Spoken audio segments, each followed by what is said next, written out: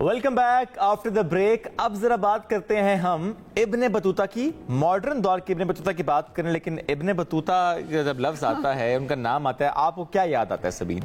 मुझे तो कुछ याद नहीं आता, मुझे बता दे इब्ने बतूता कौन है। अच्छा, इब्ने बतूता वाकई नहीं पता। जरा इब्ने बतूता को इंट्रोड्यूस कराए, फिर मॉडर्न दौर की बात प्री करेंगे। मॉडर्न दौर के एक्सप्लोरर हैं, ट्रैवलर हैं इब्ने बतूता। अच्छा। एक शेर बड़ा प्यारा उनसे मंसूब किया जाता है कि आया हूं बड़ी दूर से घिसता हुआ जूता, मैं इब्ने बतूता, अरे मैं इब्ने बतूता। वाह भाई वाह, क्या बात है। तो ये तो हो गए प्री मॉडर्न दौर के इब्ने मतलब बतूता। कि घिसता हुआ जूता, बहुत दूर से, तो ट्रैवलर घूमना फिरना, मुल्कों की सैर करना। तो जनाब, जब हम आज के दौर के इब्ने बतूता की बात करते हैं तो वो है अमेरिका में मुकीम। अच्छा। पाकिस्तानी है, खालिद रहमत इनका नाम है, खबरों की जीनत बने हुए, चूंकि अब वो जब जापान पहुंचे तो उन्होंने सेंचुरी की है, यानी 100 कंट्रीज का विजिट उन्होंने मुकम्मल किया है। तो एजाजत में नाम उन्होंने किया। कितना जबरदस्त उनका सफर रहा होगा, क्या जबरदस्त एक्सपीरियंस है। जिंदगी जिए तो कोई ऐसे जी। हम तो कहते हैं अभी हम जरा कमा लेते हैं, पैसे जोड़ लेंगे, बाद में घूमे फिरेंगे, सोचेंगे, देखेंगे, बुढ़ापे में, मतलब 40s तक हम ये पैसे जमा करते हैं और 40s के बाद हम सब घूमेंगे जाके। हम साथ साथ घूमेंगे। 40s में हिम्मत ही नहीं रहती। वो तो कहते हैं बूढ़े हो गए। लेकिन अल्लाह ने इनको हिम्मत दी है जी, वो घूम फिरे। देखिए, यूरोप हो, मशरिक वस्ता हो, शुमाली जनूबी अमेरिका हो, कई ममालिक ऐसे हैं वो घूम चुके हैं, जिस हमने कहा जी सेंचुरी उनकी मुकम्मल हुई है। अब और किस किस मुल्क में जाने का इरादा है, एक तो ये हमने उनसे पूछना है। ठीक है जी। और जैसे कहाँ जाने में दिक्कत हुई, कहाँ का खाना बहुत पसंद आया, कहाँ का एक्सपीरियंस है जो अब तक याद रहा उनको। तो आज के दौर के इब्ने बतूता यानी हम बात कर रहे हैं खालिद अहमद साहब की, साथ मौजूद हैं। सर अस्सलाम वालेकुम, कैसे हैं आप? जी वालेकुम सलाम, बहुत बहुत शुक्रिया जी। बहुत ठीक हूँ। बहुत शुक्रिया आपने ज्वाइन किया। सर, सबसे पहले जानना चाहते हैं आप नॉर्मली करते क्या हैं, आपकी रूटीन क्या होती है, और ये जो मुल्कों घूमने का आपका एक एक्सपीरियंस है, ये शौक है, ये क्या है? मैं न्यूयॉर्क में मुकीम हूँ जी। मैं पेशे के लिहाज से चार्टर्ड अकाउंटेंट हूँ। अच्छा। ये शौक तो I guess it's wanderlust gene जो पैदाइशी आपके साथ होती है। स्कूल के जमाने में जब हम गुजरात में पढ़ते थे, उस वक्त से लेकर अब तक जब आप घूमते रहते हैं गुजरात से, कभी हम खारियां चले गए, कभी लाला मुसा चले गए, कभी वजीराबाद चले गए, तो वो जीन तो ऑलवेज थी अपने अंदर कि दूर जाओ, एक्सप्लोर करो, दुनिया देखो। तो जब न्यूयॉर्क आए तो कुछ अरसे के बाद जब फाइनेंशियल हालत ठीक हुए तो फिर से वो शुरू कर दिया। तो बस वो चलेगा अभी इंशाल्लाह जिंदगी भर। अभी चलेगा। अभी देखें जापान तक पहुंचे और 100 ममालिक हो गई। ये आगे कहां तक जाना है, प्लान क्या है? टोटल यूएन के मेंबर कंट्रीज है 195। प्लान तो यही है कि सारे के सारे देखे जाएं।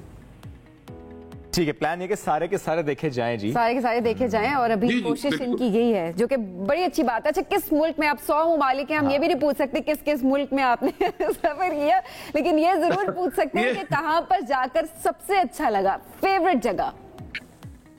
जो लास्ट कंट्री मैंने विजिट किया जापान, मुझे सबसे खूबसूरत ये लगा, सबसे ऑनेस्ट ये लगा, सबसे डिसेंट ये लगा, सबसे सिविलाइज ये लगा। और सबसे खूबसूरत कौन सा लगा?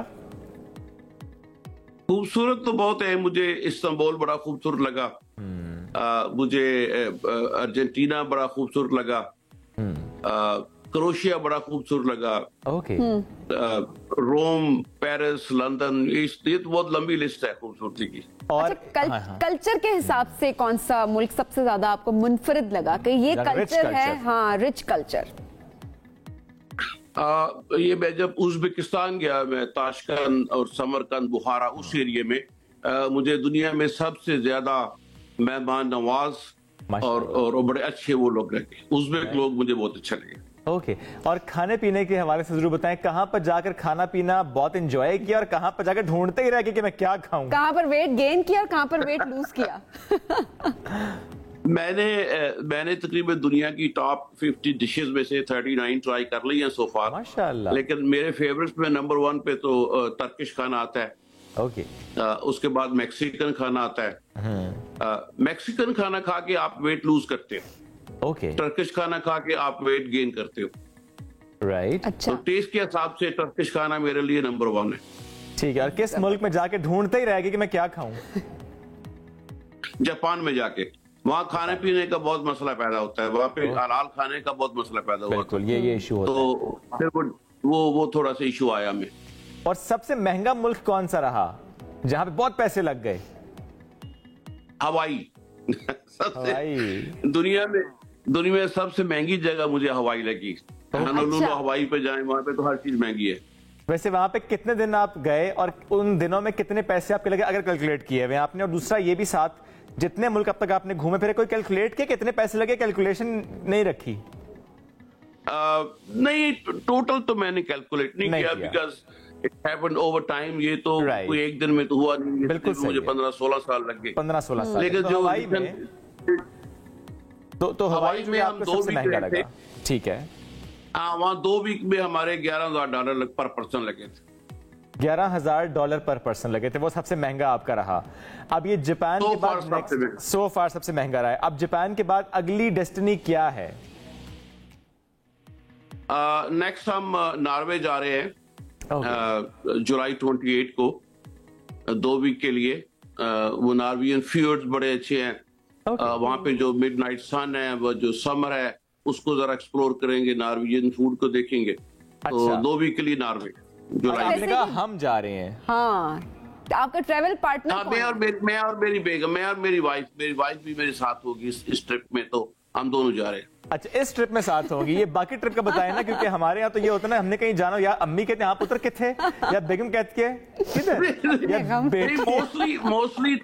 मोस्टली तो हम इकट्ठे होते हैं, लेकिन समटाइम्स ये उसको जॉब से ऑफ नहीं मिला, मुझे ऑफ मिला, तो फिर मेरे फ्रेंड्स हैं जो फेलो ट्रैवलर्स हैं, हम उनके साथ मिलके फिर कोई ना कोई ट्रिप अरेंज कर लेते हैं। जबरदस्त। तो खालिद साहब कैसे डिसाइड करते हैं कि अब इस मुल्क जाना है? क्या आप पहले उसको एक्सप्लोर करते हैं, या फिर ऑलरेडी प्लान बनाया होता है कि इस साल मैंने इन मुल्कों में इस सीक्वेंस के साथ जाना है, या जब दिल करता है तब बस चले जाते हैं? समटाइम्स तो ये स्पर ऑफ द मोमेंट है, उठो बस मूड आ गया, चलो जी जापान चलते हैं, तो टिकट पकड़ी और चले गए। यहाँ पे तो आसान है, यूएस पासपोर्ट पे ट्रैवल करना वैसे भी आसान है। 170 कंट्रीज में तो हम वैसे ही जा सकते हैं बगैर किसी वीजे के।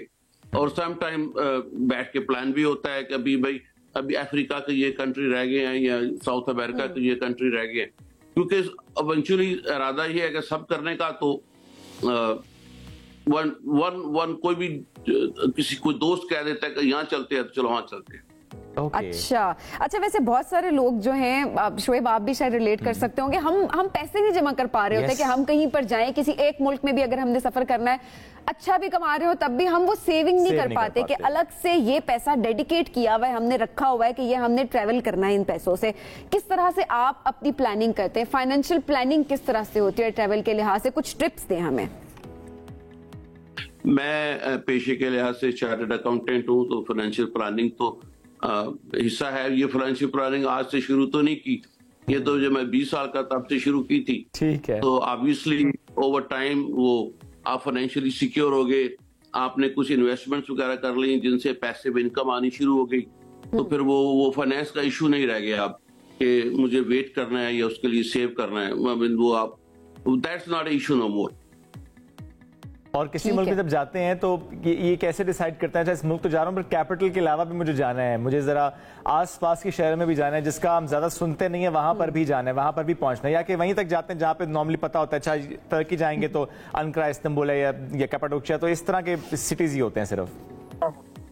बेसिकली आजकल तो बहुत आसान हो गया, आप यूट्यूब पे जाएं, बेशुमार लोग जिन्होंने ट्रैवल किया होता है उन्होंने ब्लॉग डाले होते हैं, हर चीज की रिसर्च वहां पे अवेलेबल है, आपको बुक्स अवेलेबल है, अब तो इतना इजी हो गया। फिर दूसरा हम आजकल थोड़ा सा क्योंकि थोड़े से फाइनेंशियल हालात ठीक है, तो ऑर्गेनाइज ट्रैवल ग्रुप्स होते हैं, मुख्तलिफ कंपनी है यहाँ पे या यूके में, जैसे गेट वन ट्रैवल है, जाहिर है फिर आसानी भी हो जाती है ट्रैवल करने में।